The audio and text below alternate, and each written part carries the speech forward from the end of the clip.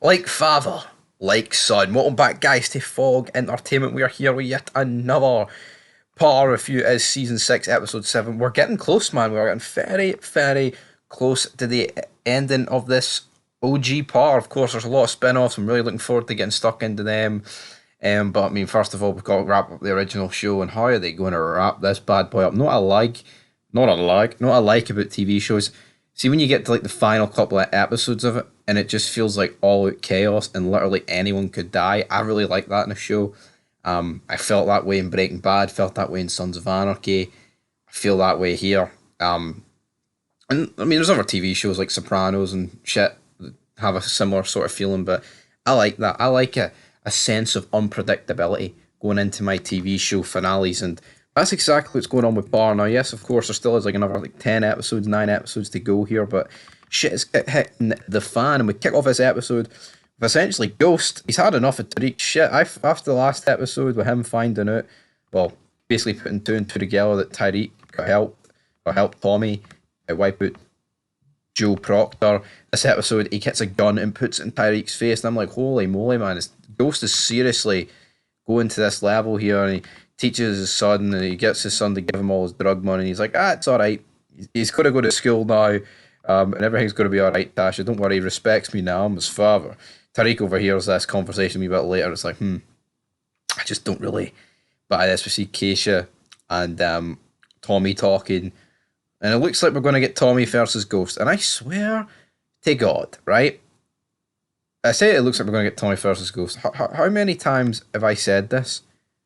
It's just getting a bit borderline ridiculous now between these two. Like, and I've said this for like, to me, that's like I think there's a few flaws to this show, but I think the constant beefing between Tommy and Ghost that never really goes anywhere. Despite, I mean, like going into these later seasons, man, they're killing like girlfriends of each other and business associates, family members, and it's like no one really cares. Lakeisha then arrives at the warehouse and kind of accuses Two Bit of stealing the product, but even though she knows he didn't, and he kind of like grabs her arm, and Tommy's not going to be too impressed. That's happened. Then we find out Derek, who's on Tate's, campaign or whatever, he finds his wife sleeping with Tate, and he's like, "Damn, this is going to throw a spanner in the works." Sorry, and essentially Tate gets Ghost to convince him otherwise, and I thought, well, Ghost is probably just going to kill this guy. He doesn't kill him, and he sets him straight.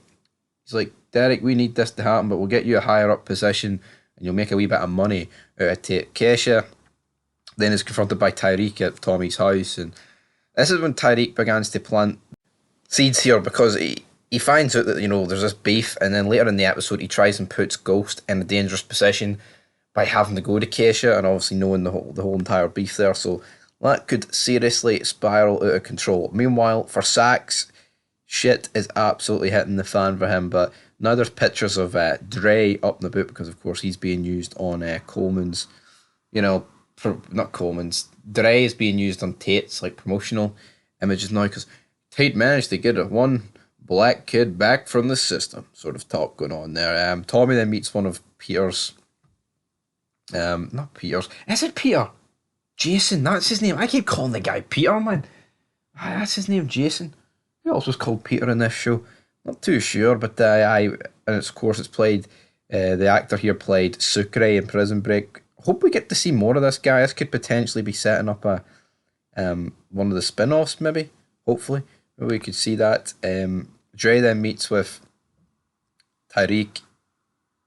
He gives Tyreek like a brick to move, because Dre guessed that Tyreek would use that leverage against him, which I guess he was correct about this. Rodriguez then questions Elisa Marie, and she doesn't really give up much, but she talks about Tyreek taking her to the coffee shop. Then let me show you what I've got. Brilliant, phenomenal. Tyreek, he gets into his new school, not really an awful lot going on there, to be honest. Ghost then confronts Lakeisha, gives her money to leave town, but she doesn't leave town, of course she doesn't. Then Sax puts an ankle monitor on Andre, but this doesn't really lead anywhere, because essentially what happens is that he puts this on him. Tommy then tells his entire crew to leave. Then his crew come up with a plan of, right, you know what, how about we send someone after Lakeisha to scare her, and then we'll kidnap Dre and bring him to Tommy. Which, right, they end up bringing Dre back, right? After Tommy has a conversation with Tariq. Looks like he cuts all ties with Tariq, hangs him over the edge, like, you're in the fucking game now, son. Because obviously, Tariq admits that he stole from his warehouse. Lakesha, though, manages to fight the guy off. He was only supposed to scare, kills him. And then the crew kidnap Dre. Tommy's obviously not too impressed with this, finds out what happened to Lakeisha. Then Tommy and Ghost meet face to face at Jason's like warehouse. Jason's like, what did I fucking tell you? He's not allowed to kill each other. Tommy's like, keep an eye on Dre. And then 2-Bit and Specs leave to try and sort something else out, and they leave BJ in charge of Dre, right? And then this Dre just shoots this guy because he manages to get free and he escapes. Now, not going to give any other spoilers, but episode 8 and 9. But there's no mention of this. Tommy doesn't care. There's no follow-up scene with 2-Bit or Specs about BG being killed. There's no scene. And to me, that's really poor writing. I like shows that tie up all their loose ends, and sometimes loose ends don't even need to be mentioned. But this, like, they had Dre in their captivity, and here he is. He just shoots BG, and that's it. We're supposed to just forget about that. Like, and BG has been here for the ride for like pretty much the whole show. Like, Tommy's, like one of his soldiers, and it's like, what? That's it. That's the best we've got here. Absolutely. Absolutely incredible, man. Absolutely incredible. So yeah, absolute mess. Tommy shows Lakeisha that, yeah, this life's no bad. I've bought you a new house sort of deal. And then Tasha tells Tariq, I'm going to teach you the game, son, because I know you're never going to change. Your father may think you can change, but you can't change. So here's all you need to know.